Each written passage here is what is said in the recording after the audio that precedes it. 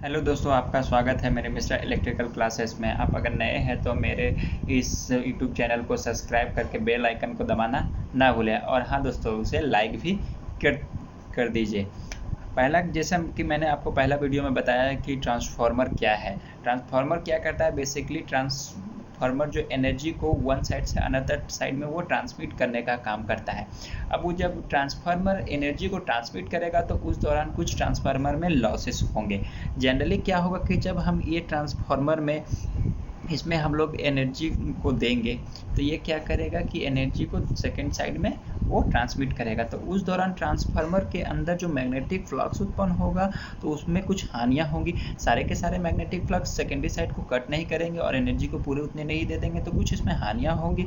इसमें कुछ हानियां होंगी। तो ट्रांसफार्मर जो होता है जनरली इसमें मैकेनिकल लॉस नहीं होते हैं, ट्रांसफार्मर में इलेक्ट्रिकल लॉस होते हैं। मैकेनिकल लॉस क्यों नहीं होते हैं? क्योंकि इसमें किसी प्रकार का कोई मूवेबल पार्ट्स नहीं होता है। मूवेबल पार्ट्स ना होने के कारण ट्रांसफार्मर में सिर्फ इलेक्ट्रिकल लॉसेस ही होते हैं। जैसा कि मैंने आपको दिखा रखा है कि ट्रांसफार्मर में मेनली दो प्रकार के लॉसेस होते हैं। एक कोर लॉस होता है जिसको ही हम लोग आयरन लॉस भी कहते हैं, और दूसरा है कॉपर लॉस कहते हैं। कॉपर लॉस क्या है और कोर लॉस यानी आयरन लॉस क्या है? कोर लॉस जो होता है वो आयरन लॉस होता है, क्योंकि ट्रांसफार्मर के जो कोर होते हैं वो आयरन के बने होते हैं, इसलिए इसका नाम आयरन लॉस पड़ा है। ये क्या होता है कि ये फिक्स्ड लॉस होता है, ये वेरिएबल लॉस नहीं होता है। ये एक समय के साथ में लॉस जो होता है वो बढ़ता है।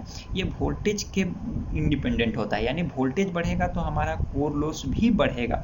और कॉपर लॉस जो होता है वो वेरिएबल लॉस होता है। ये हमारे लोड के बढ़ने के साथ में क्या होता है कि ये बढ़ता है, और ये करेंट के इंडिपेंडेंट होता है। कोर लॉस क्या होता है? तो हम लोग बेसिकली जानते हैं कि एक ट्रांसफार्मर जो होता है इसमें कोर से ये ट्रांसफार्मर बने होते हैं, और कोर के ऊपर क्या होता है कि वाइंडिंग्स की होती है, प्राइमरी वाइंडिंग और सेकेंडरी वाइंडिंग। तो प्राइमरी वाइंडिंग, सेकेंडरी वाइंडिंग, जब हम लोग प्राइमरी वाइंडिंग में कुछ इलेक्ट्रिकल एनर्जी को देते हैं तो ये क्या करता है कि प्राइमरी वाइंडिंग ईएमएफ को इंड्यूस करता है, यानी मैग्नेटिक फ्लक्स बनाता है। जब ये मैग्नेटिक फ्लक्स बनाता है तो क्या होता है कि कुछ मैग्नेटिक फ्लक्स जो होते हैं ये कोर के माध्यम से बाहर निकलने का कोशिश करने लगते हैं, और कुछ सेकेंडरीज को कट करते हैं। जब कोर के बाहर निकलने के लाइंस कोशिश करेंगे तो क्या होगा कि इसमें कुछ कोर के रेजिस्टेंस के कारण इसको अपोज करेंगे, तो कोर के रेजिस्टेंस और ईएमएफ के कारण क्या होगा कि यहाँ पर हीट उत्पन्न होगी, जिसको हम लोग क्या बोलेंगे कि इसको हम लोग आयरन लॉस कहते हैं, यानी कि कोर लॉस कहते हैं। कोर की हानि होती है।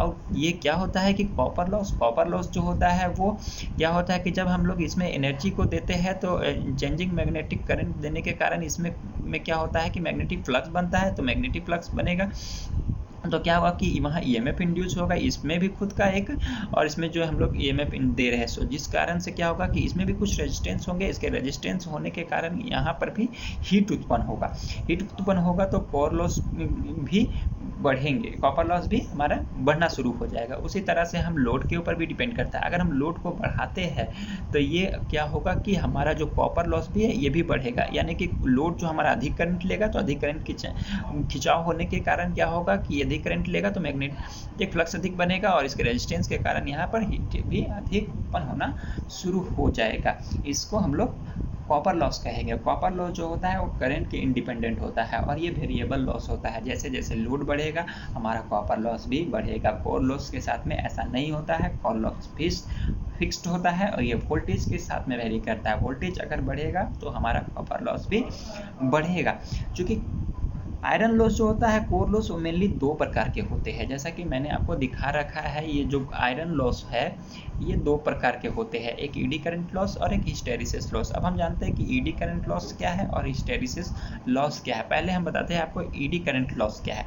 ईडी करंट लॉस जो है वो ट्रांसफार्मर के मेनली कोर्स में ही होते हैं, और हिस्टेरिसिस लॉस भी कोर में ही होते हैं, क्योंकि ये कोर के ही टाइप्स है लॉसेस। जब क्या होता है ये मैग्नेटिक फ्लक्स जब उत्पन्न होता है तो चेंजिंग मैग्नेटिक फ्लक्स उत्पन्न होने के कारण क्या होता है कि ये कोर का रेजिस्टेंस होने के कारण यहाँ पे भी कुछ ईएमएफ इंड्यूस होता है। जब ईएमएफ इंड्यूस होते हैं तो ईएमएफ इंड्यूस होने के कारण क्या होगा कि इसका रेजिस्टेंस, और ईएमएफ इंड्यूस होगा तो वोल्टेज भी और करंट भी होगा। वोल्टेज और करंट होने के कारण क्या होगा कि करंट और इसके रेजिस्टेंस के कारण यहाँ पे हीट उत्पन्न होगा, और जो कि हमारे कोर को डैमेज कर सकता है, कि हीट के फॉर्म में एडी करंट हमें दिखाई देगा।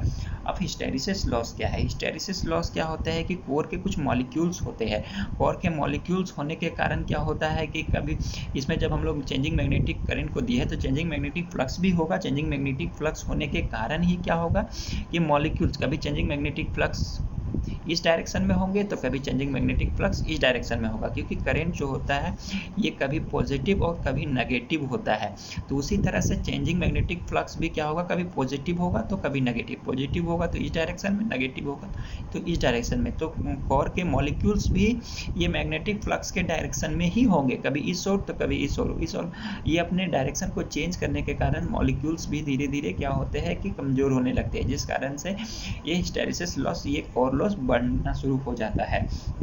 ये फिक्स लॉस होता है, एक समय के साथ में होता है। मैंने जैसा कि आपको बताया कि ईडी करंट लॉस और हिस्टैरिसीस लॉस क्या है। ये ट्रांसफार्मर में मेनली हम लोग जाने कि व्हाट इज ट्रांसफार्मर लॉस। तो ट्रांसफार्मर लॉस क्या है? तो ट्रांसफार्मर लॉस क्या करता है, ट्रांसफार्मर में जब हम लोग एनर्जी देते हैं वन साइड से अनदर साइड, जब एनर्जी लेते हैं तो उसमें कुछ एनर्जी लॉस होती है। तो ट्रांसफार्मर में मेनली दो प्रकार के लॉस होते हैं। कोर लॉस होता है जिसको आयरन लॉस कहते हैं, और कॉपर लॉस होता है जो कि वेरिएबल होता है, लोड के बढ़ने से बढ़ता है। लोड बढ़ेगा तो करंट बढ़ेगा, करंट बढ़ेगा तो कॉपर लॉस भी बढ़ेंगे।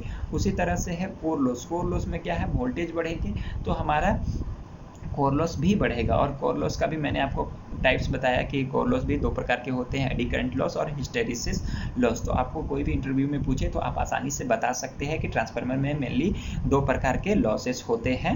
पहला कोर लॉस जिसको आयरन लॉस कहते हैं, और कॉपर लॉस जो इसको हम लोग कहते हैं। कोर लॉस जो होता है वोल्टेज के इंडिपेंडेंट होता है, और कॉपर लॉस जो होता है वो करंट के इंडिपेंडेंट होता है। ट्रांसफार्मर में किसी प्रकार का कोई मैकेनिकल लॉस नहीं होता है, सिर्फ इसमें इलेक्ट्रिकल लॉस ही होते हैं।